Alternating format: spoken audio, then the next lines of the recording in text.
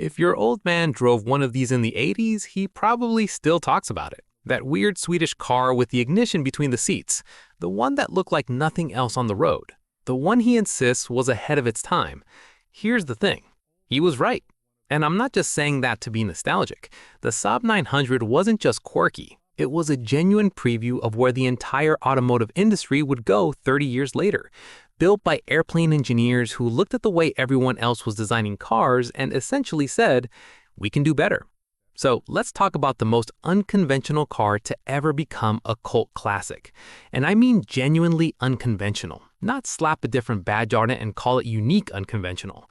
We're talking about a car with a backwards engine, an ignition key between the seats, exhaust routed within a quarter-inch of the battery, and a turbocharging philosophy that every single modern automaker now copies without giving Saab a shred of credit.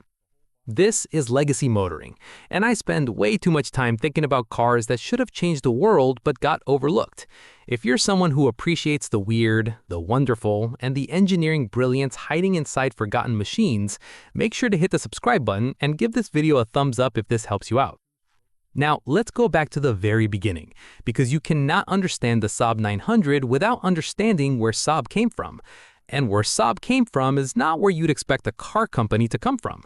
In 1947, a Swedish aircraft manufacturer decided to build a car. That's the origin story. Not a visionary entrepreneur in a garage, not a racing team spinning off a road car division. An airplane company. They had been making military aircraft, good ones, and the war was winding down, and they needed something else to build. So they looked at the automotive industry and said, yeah, we think we can do this differently. Their first car was called the 92, and it was immediately strange. The entire body was formed from essentially one piece of metal with cutouts for the windows, not stamped panels bolted together like every other manufacturer on the planet was doing. One piece, like an aircraft fuselage.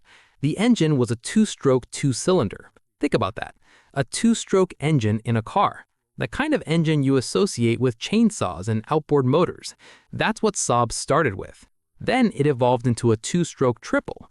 Eventually, it inherited a four-stroke V4 that was literally two-thirds of a V6. They just chopped off two cylinders and called it a day. The 92, the 93, the 94, the 95, and the 96 were all effectively the same car. They remained in production for over 30 years. Constant improvements throughout, but the same basic platform underneath. And here's what most people don't realize about that. 30 years on one platform wasn't laziness, it was philosophy. Saab believed you got the fundamentals right, and then you refined. You didn't throw everything away and start over every few years just to have something new to advertise. You made what you had better. About halfway through that 30-year production run, Saab introduced their second ever new car. Not their third, not their 10th, their second, the 99. This was 1967, and this car would form the basis of everything Saab would build for the next quarter century. One car, 25 years. That's not how the automotive industry works. That's not how any industry works. But Saab wasn't from the automotive industry. They were airplane people. And airplane people think on longer timelines. Here's what you need to understand about the 99. It wasn't designed by car people. It was designed by airplane people. And airplane people think about crashes very differently than car people did in the 1960s. Look, car manufacturers in that era were still treating crashes as events where you just hoped the car held together long enough for the ambulance to arrive. Safety was an afterthought. Seatbelts were optional equipment. Steering columns were rigid spears pointed at the driver's chest. Dashboards were made of hard metal with chrome knobs sticking out at eye level. The entire philosophy was, don't crash, and if you do, well, good luck. Saab's engineers looked at crash safety the way they looked at aircraft fuselages. They used load paths. Now, load paths are one of those engineering concepts that sound complicated but are actually elegantly simple. They're deliberate structural channels built into a vehicle that direct impact force through the structure in a controlled, predictable way. In an airplane, these paths distribute stress across the airframe during hard landings, turbulence, anything that puts strain on the structure. The forces don't just go wherever they want. They follow the paths the engineers designed. The structure structure absorbs energy in a planned sequence. Nothing fails unexpectedly because everything was designed to handle load in a specific direction. When Saab applied this exact thinking to their car, the results were remarkable. The 99 featured a 1-inch thick reinforcement running in a perfectly straight line from the top of the A-pillar down to the base of the chassis. Its purpose was singular and critical: protect the occupants in a rollover. They tested this by dropping the car from 8 feet in the air. Not a computer simulation, not a scale model. They dropped the actual car. And the car barely noticed. That's not marketing language. They literally dropped it, documented the results, studied the data, and kept improving. The structure worked exactly as designed. The load paths directed the force exactly where the engineers intended. The passenger compartment remained intact. The 99 had a structure approximately a third stiffer than comparable cars on the market at the time. Now, a third stiffer doesn't sound dramatic until you understand what that extra rigidity actually bought them. First, crash safety, obviously. A stiffer structure deforms less in a collision, which means more survival space for occupants. But there was something else nobody expected. The car didn't squeak, it didn't rattle. The doors closed with a solid thunk instead of a tinny clang.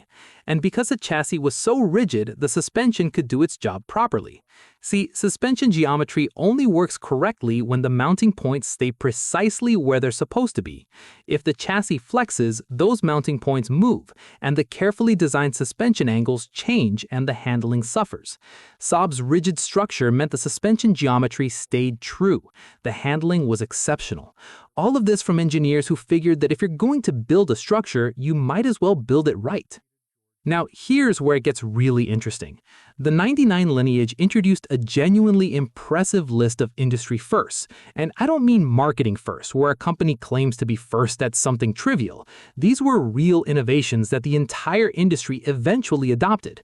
The first ever side impact door beams. Before this car, nobody was putting steel reinforcement inside doors specifically to protect passengers from T-bone collisions. Think about that for a second. Every car you've ever driven has steel beams inside the doors. Every single one. That's a federal safety requirement now. Saab did it first, not because a regulation told them to, because their airplane engineers looked at side impact data and said, there should be structure there. First, headlight wipers. Yes, really. Little wipers on your headlights. This was Sweden. It snows there approximately 9 months out of the year. Your headlights get covered in slush and road grime, and suddenly you can't see and nobody can see you. Saab's solution was elegantly obvious. If wipers work on windshields, why not put them on headlights? Nobody else had thought of it because nobody else was starting from the premise of what does the driver actually need. The doors extended past the sill. Now, this seems like a tiny detail until you understand why they did it. When you get out of a car in winter, your pants brush against the door sill. That sill is covered in road salt and snow and dirty slush. You walk around with a great stripe on the side of your pants all day, every winter, every time you get out of the car. Saab's doors overlapped the sill, so your pants stayed clean. That's not engineering for engineering's sake. That's engineers who actually drove their own cars in Swedish winters and got tired of having dirty pants. It's such a small thing, but it tells you everything about how these people thought. They paid attention to the actual experience of using the product, not just the spec sheet, not just the performance numbers, the daily lived experience of getting in and out of a car. The world's first seat heaters. Again, Sweden. Cold. Leather seats in winter feel like sitting on an ice rink, the kind of cold that goes straight through your clothes and makes you question every life decision that led to this moment. Saab fixed it. Heated seats, now standard equipment on practically everything from luxury sedans to mid-range crossovers. Saab did it first because they lived in a climate where it mattered. Activated carbon cabin air filtration. In the 1960s, when most cars still had vent windows and called it climate control, Saab was filtering the air coming into the cabin through activated carbon, the same filtration technology used in military gas masks, because their engineers understood that clean air matters, that pollen and pollution and road dust shouldn't just flow freely into the space where you and your family breathe. Every car with a cabin air filter today, and that's essentially all of them, is following a path Saab pioneered. The windscreen was curved in a very specific way. And this is one of those details that reveals the depths of engineering thought that went into this car. The curvature served three distinct purposes simultaneously. It left more room for the driver's head in a frontal crash, reducing the risk of head injury against the glass. It provided excellent forward visibility with minimal distortion. And it improved the aerodynamic profile of the car by managing airflow over the roof transition. One design element, three benefits. That's efficient engineering. That's airplane thinking applied to automobiles. And that distinctive shape at the rear of the car, that concave section that looked like nothing else on the road, I've heard people call it ugly. I've heard people call it beautiful. What nobody calls it is arbitrary, because it wasn't styling. It wasn't a designer sitting at a drafting table trying to be different for the sake of being different. Saab spent significant time in a wind tunnel in the 1960s studying airflow break over the trailing edge of the roof. They were trying to control wake turbulence, the same kind of wake turbulence that aircraft engineers deal with when designing wing trailing edges. The shape you see on a Saab, that concave rear window section, that's a result of wind tunnel testing, not design sketches, not marketing focus groups, wind tunnel data. The 99 also had a flat underbody for aerodynamic efficiency. In the 1960s, when most cars had exposed exhaust pipes and suspension components and fuel tanks hanging down into the airstream creating drag, Saab smoothed the entire underside of the car. They claimed it was tied with the Citroën DS for the lowest drag coefficient of any car in production. The DS, one of the most aerodynamically advanced and visually striking cars ever built, designed by Flaminio Bertoni and André Lefebvre, two of the most celebrated automotive designers in history. And Saab said, yeah, we match that, with a boxy-looking Swedish sedan. These were airplane engineers. They didn't know you weren't supposed to wind tunnel test a family car in 1967. They just did it because it made sense, because drag wastes fuel, because noise from turbulent airflow makes the cabin louder, because stability at highway speeds depends on how air moves over and under the car. They knew all of this from building airplanes, and they applied it to their car without anyone telling them it was unusual. Now let's talk about who actually bought these things, because the customer base tells you as much about a car as the engineering does. In 1972, there was a study of university faculty that tracked an uncanny correlation between the car professors drove and their political leanings. That year's presidential election was the second largest landslide in American history. Richard Nixon defeated George McGovern in a historic blowout. Only 37.5% of the voting public chose McGovern. However, 98% of Saab driving academics voted for him. 98%. Let that number sink in. The only group more liberal than Saab drivers were people who had no car at all. There's something almost poetic about that. A car built by Scandinavian engineers, designed with safety and efficiency and thoughtful details, attracting buyers who thought differently about the world. The car was a statement even when you weren't trying to make one. You didn't buy a Saab to impress anyone. You didn't buy it because it was the fastest or the prettiest or the most prestigious. You bought it because you appreciated the thinking behind it, because you valued substance over flash, because you were the kind of person who read the owner's manual and understood why the ignition was between the seats instead of on the steering column. The Saab owner was the person at the dinner party who would quietly mention that their car had been designed with aircraft load paths while everyone else argued about horsepower. But here's where Saab really predicted the future. And this is the part that car enthusiasts have been arguing about for decades. In 1978, Saab added a turbocharger to the 99. Now you might be thinking, turbocharged cars existed before 1978, and you'd be right. The Oldsmobile Jetfire had a turbo in 1962. The BMW 2002 turbo came out in 1973. The Porsche 930 turbo had arrived a couple of years before the Saab. But the Saab was doing something fundamentally different from all of them. And the distinction matters more than almost anyone realizes. The Porsche 930 turbo was a purpose-built sports car. Wide fenders, whale tail spoiler, designed to go fast and look like it was going fast. The BMW 2002 turbo had reversed turbo lettering on the front air dam so people could read it in their rearview mirrors as you came up behind them. These were performance cars. The turbocharger was there to make them faster, period. The Saab was a family car, a practical, safe, sensible family car. And that distinction changes everything about the engineering philosophy. Porsche's goal with turbocharging was outright performance, maximum horsepower numbers, fastest lap times, the kind of power that made the car genuinely difficult and occasionally terrifying to drive. The turbo lag on a 930 was legendary. You'd press the accelerator, nothing would happen for a moment, and then all the power would arrive at once like someone had kicked you in the back. Journalists called it the Widowmaker. It earned that name. Saab's goal was something else entirely. They wanted to maintain the efficiency of a relatively small four-cylinder engine while adding the smooth, effortless torque of a much bigger engine. Think about that philosophy for a moment. Don't make the engine bigger, don't add more cylinders. Keep the small, efficient engine and just make it work harder when you need it to. When you're cruising on the highway, you have a fuel-efficient four-cylinder. When you need to pass someone or merge onto a fast road, you have the power of a six. Same engine, same fuel economy at cruise, more power on demand. This is exactly how modern cars work. Every turbocharged four-cylinder on the road today follows this exact philosophy. Your average crossover SUV runs a 2-liter turbo because it gives you 6-cylinder power with 4-cylinder fuel economy. The Honda Civic has a 1.5-liter turbo.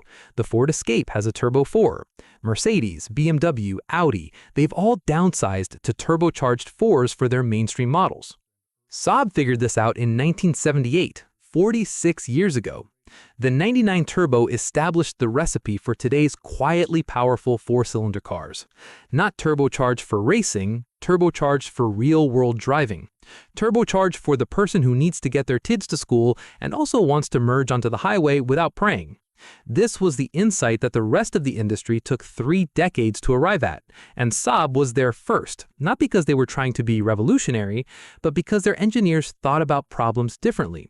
They didn't start with the question of, how do we make this car faster? They started with the question of, how do we make this engine do everything the driver needs without making it bigger and heavier and thirstier? Very much unlike the turbocharged sports cars of the era, the 99 Turbo only lasted a single year in production before the 900 came out. And the 900 is where this whole philosophy came together into something truly remarkable. Here's what's fascinating about the 900's development. From the driver's seat rearward, the 900 was identical to the 99. Same glass, same doors, same body panels, same hatch. They didn't change anything that was already working. Why would they? The structure was sound, the aerodynamics were proven, the safety features were effective. The changes were all up front, addressing new United States crash regulations that required specific bumper impact standards. The wheelbase stretched by 2 inches, the front end extended by 8 inches to accommodate the new bumper requirements. That critical rollover load path, the 1-inch thick reinforcement from the A-pillar, now formed a Z-shape instead of a straight line. But it was still there, still doing its job, still directing impact forces through the structure in a controlled way. Every feature from the 99 carried over. The side impact door beams, the door sill overlap, the seat heaters, the cabin filtration, the ergonomic dashboard, the wind tunnel tested rear window shape, all of it. The 900 wasn't a replacement for the 99, it was the 99 perfected.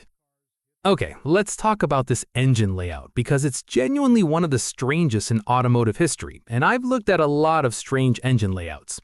The 900 is a front-wheel drive car. Pretty normal, lots of cars are front-wheel drive, but the engine sits longitudinally. That means front to back, running along the length of the car, the way an engine would sit in a rear-wheel drive vehicle. And it's located almost entirely in front of the front axle. The weight of the engine is ahead of the wheels that steer the car. Here's where it gets weird. The engine is turned around 180 degrees. It's backwards, and it's leaned over at a 45-degree angle. Now you might be thinking, why on earth would you lean an engine over at exactly 45 degrees? And the answer involves a Triumph and a hacksaw, metaphorically speaking. The 99's original engine was derived from half of a Triumph Slant 4, which itself was related to the Triumph Stag V8. V8 engines use 90-degree cylinder banks, 2 banks of 4 cylinders set at 90 degrees to each other. Cut a 90-degree V8 in half and you get a slant 4, with its cylinders at 45 degrees from vertical. That's not a design choice, that's a geometric consequence of the engine's ancestry. The engine drives the transmission via a chain, not a direct connection, not a gear set, a chain, like a very heavy-duty bicycle chain connecting the engine's output to the transmission input. This arrangement created some genuinely interesting service situations. Doing a clutch replacement on most front-wheel drive cars is a nightmare. The engine usually has to come out, or at minimum, the transmission has to be separated from the engine while everything is still crammed into the engine bay. On a Saab 900, the clutch was actually reasonably accessible.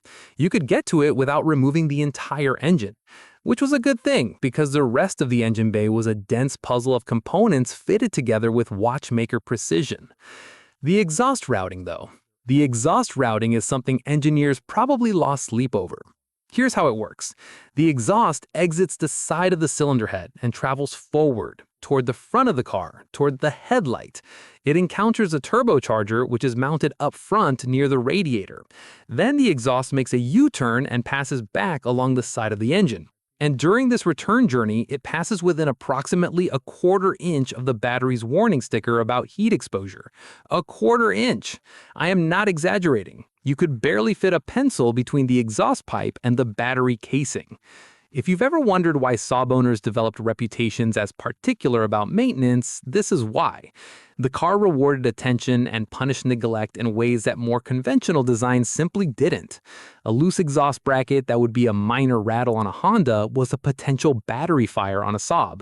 A coolant leak that would cause a temperature warning on a Toyota could create a steam cloud inside the engine bay of a 900 that made diagnosing the actual problem nearly impossible. The car demanded engagement. It demanded that its owner understand how it worked. And in return, it delivered an experience that nothing else on the road could match. Now, let's talk about what made the Saab turbo system genuinely innovative, because it wasn't just adding a turbocharger to an engine. That's the easy part. You bolt on a turbo, plumb the oil lines, route the intake and exhaust, and suddenly you have more power. Plenty of companies could do that, and did. What Saab developed was something far more sophisticated. They created a system called APC, Automatic Performance Control. And this was, without exaggeration, one of the most important engine management innovations of the 20th century. APC was the first system to automatically reduce boost pressure in response to engine knock. Now, I need to explain why that matters, because it's the key to understanding everything Saab was doing with their turbo philosophy. Engine knock happens when the air-fuel mixture in a cylinder ignites prematurely, not from the spark plug, from heat and pressure alone. The compressed mixture gets so hot that it self-ignites before the spark plug fires. This creates a second flame front that collides with the one from the spark plug, and that collision creates a pressure spike inside the cylinder. You hear it as a metallic pinging or knocking sound. It's bad. It damages pistons. It damages cylinder walls. It can destroy an engine. And turbocharged engines are particularly prone to it because the turbocharger compresses the incoming air, which heats it up, which makes knock more likely. Most turbocharged engines of the era dealt with this problem by running extremely low compression ratios. The compression ratio is how much the engine squeezes the air-fuel mixture before igniting it. Higher compression means more efficiency because you're extracting more energy from each combustion event. But higher compression also means higher temperatures, which means more knock risk. So the Porsche 911 Turbo ran a compression ratio of 6.5 to 1. Very low. This gave the engine enormous room to add boost pressure without the air-fuel mixture getting hot enough to knock. But it also meant the engine was inefficient when the turbo wasn't active. At part throttle, cruising around town, that low compression ratio was wasting potential energy. The Saab 900 Turbo, toward the end of its production run, had a compression ratio of 9 to 1. That is a massive difference. 9 to 1 versus 6.5 to 1. High compression means dramatically better efficiency when you're off boost. You're extracting more energy from each combustion cycle during normal driving. The engine feels responsive and lively even without the turbo contributing. But it also means significantly more knock risk when the turbocharger starts pushing compressed air into the cylinders. This is where APC earned its place in engineering history. The system continuously monitored for knock using sensors on the engine block. The moment it detected any knock activity, it automatically reduced boost pressure by adjusting the wastegate.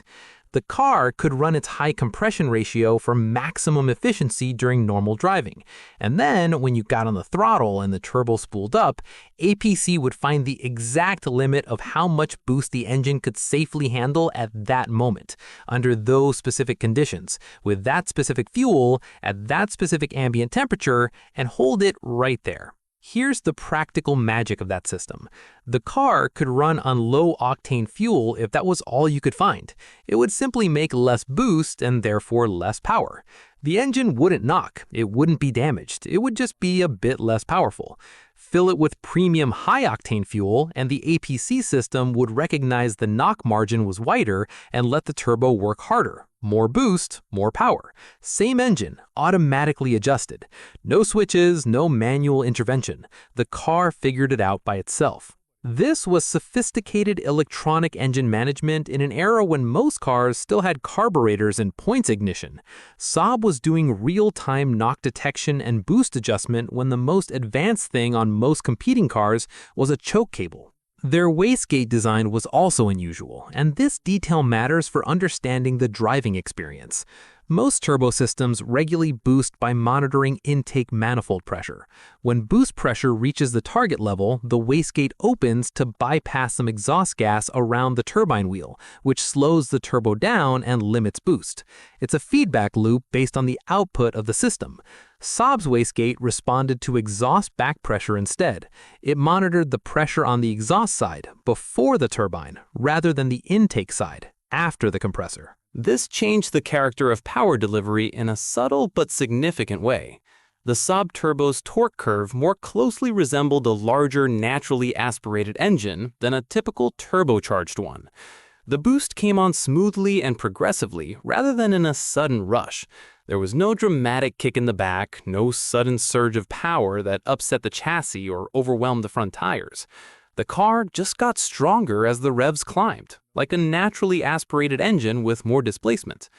Peak boost was only about 8 to 10 pounds per square inch, not high by sports car standards, not impressive on a spec sheet. This meant the Saab didn't produce huge headline horsepower numbers. When APC first came out, the turbo engine made about 135 horsepower compared to the naturally aspirated version's 110. 25 extra horsepower. That's it. Not exactly earth-shattering on paper. But here's what the numbers don't tell you. The turbo torque available low in the rev range made the 900 turbo very quick in real-world driving. Around town, merging onto highways, passing slower traffic on two-lane roads, the situations where you actually need power, the Saab delivered. That modest top-end horsepower difference didn't matter because you spent most of your time in the part of the rev range where the turbo was actively helping. And crucially, the car wasn't sluggish off boost. The high compression ratio meant it didn't feel like it was waiting for the turbo to wake up. It just felt like a good engine that happened to have more to give when you asked for it. This is exactly the experience modern turbocharged cars aim for, a seamless transition between off-boost efficiency and on-boost performance. Saab nailed it decades before anyone else. Now, the interior was another area where Saab's aircraft heritage showed through in ways both obvious and subtle. Fighter jet ergonomics experts worked on the dashboard layout, not automotive interior designers. Fighter jet people whose professional concern was ensuring that a pilot under extreme stress could find and operate every control without looking away from the task of flying the aircraft. The resulting dashboard wrapped around the driver, angling instruments and controls toward the person who needed to use them. Controls were clear, easy to read, and laid out with the most frequently used items closest to the driver's natural line of sight. You didn't have to hunt for switches while driving. Everything was where your hand naturally went. The radio was positioned up high in the dashboard. This seems obvious now. Every car puts the infotainment screen at eye level these days. But in the 1970s and early 1980s, other manufacturers routinely placed radios down near the driver's knees.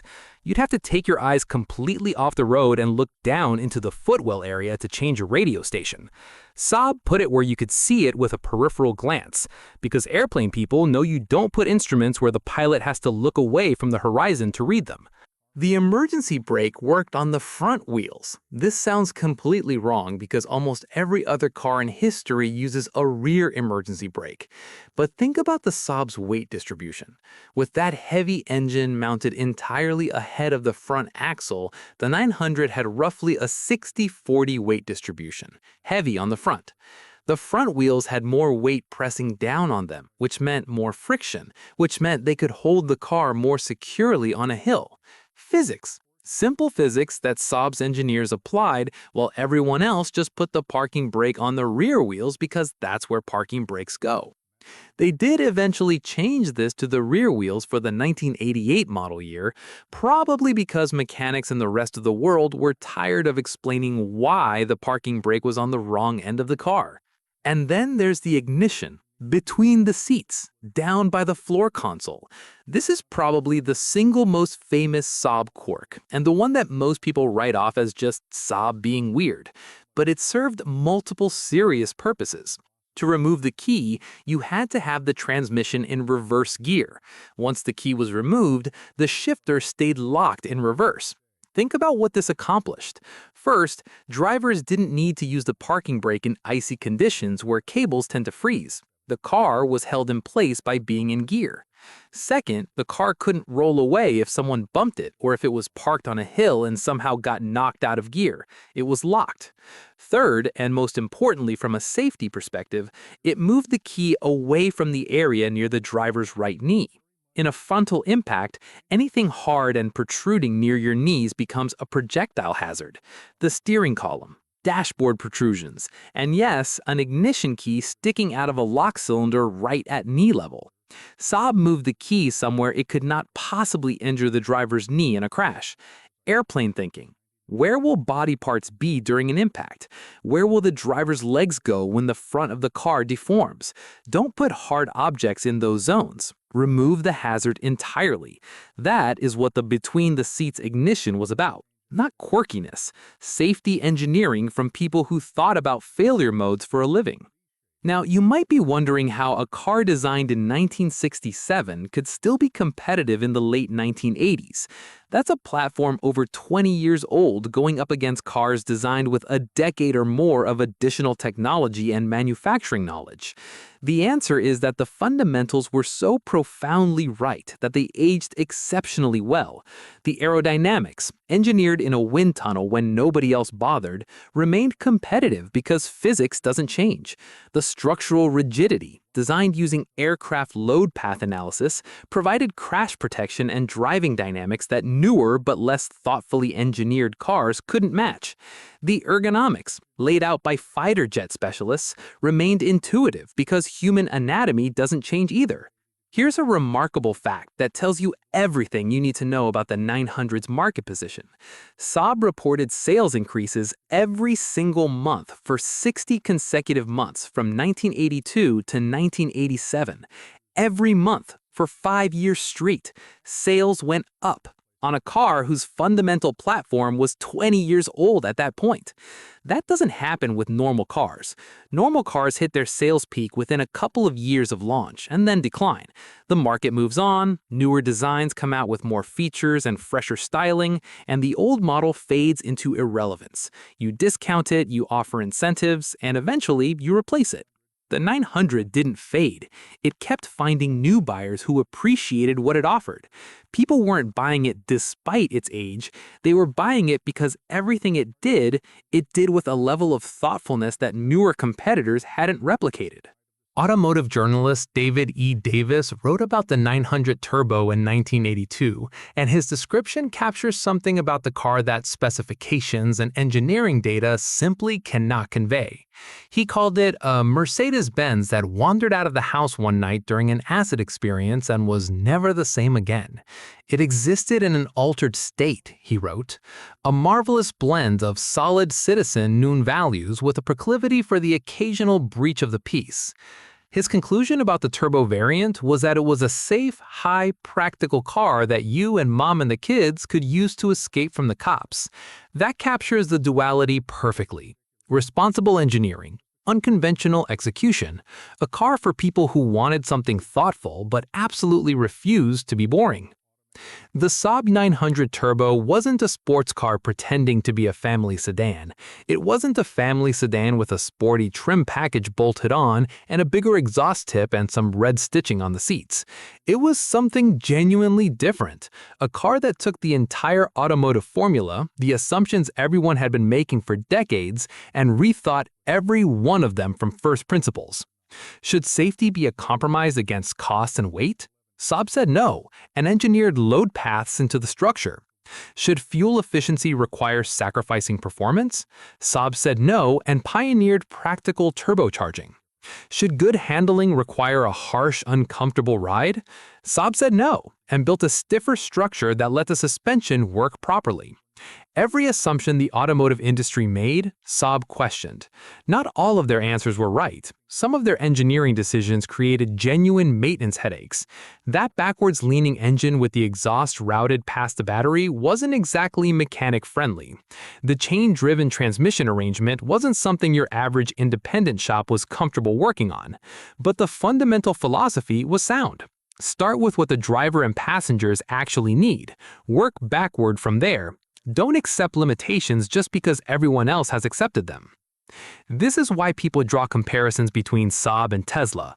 Not because of electric drivetrains, obviously, the 900 burned gasoline, but because of the approach. Coming from outside the traditional automotive industry, questioning established assumptions, prioritizing things that the conventional manufacturers had decided weren't priorities.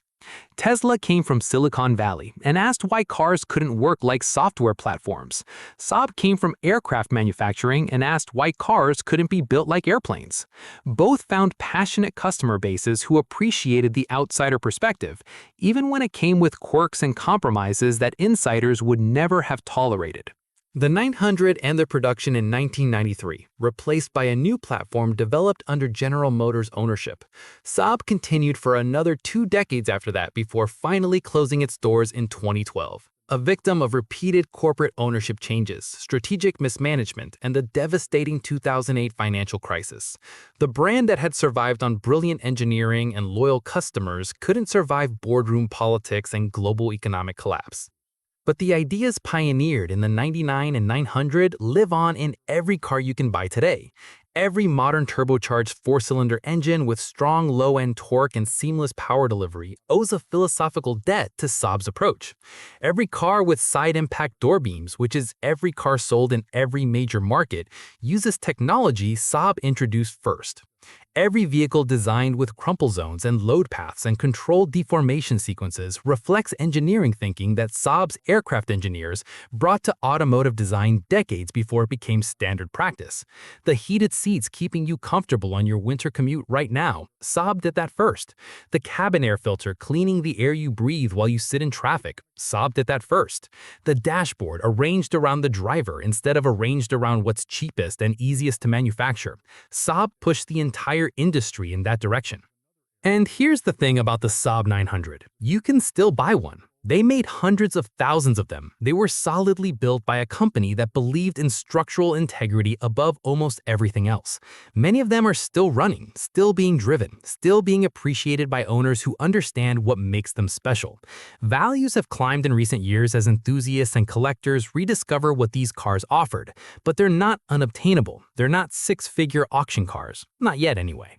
If you want to experience 1980s automotive innovation at its most unconventional, if you want to understand what it felt like to drive something designed by people who genuinely, fundamentally thought differently about what a car should be, a Saab 900 Turbo is still out there waiting for you.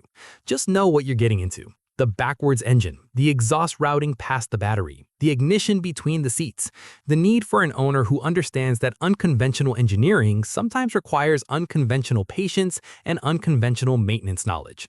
But that's the trade-off. You can have a car that follows all the rules and works like every other car on the road, or you can have a car built by airplane engineers who looked at those rules and decided they were wrong. The Saab 900 was built for people who chose the second option. 98% of them apparently also voted for McGovern. So that's the Saab 99 and 900, an aircraft manufacturer's answer to automotive design, a preview of turbocharging philosophy that wouldn't become industry standard for 30 years, a car built by people who assume that if you're going to engineer something, you might as well engineer it right. If you've driven one of these, or if you have opinions about unconventional automotive engineering, or if you just want to argue about whether the ignition between the seats was brilliant or insane, put it in the comments. And if you made it this far through a deep dive on Swedish cars with backwards engines and exhaust pipes that nearly touch the battery, you're probably going to like what else we've got coming. Subscribe. We do this every day.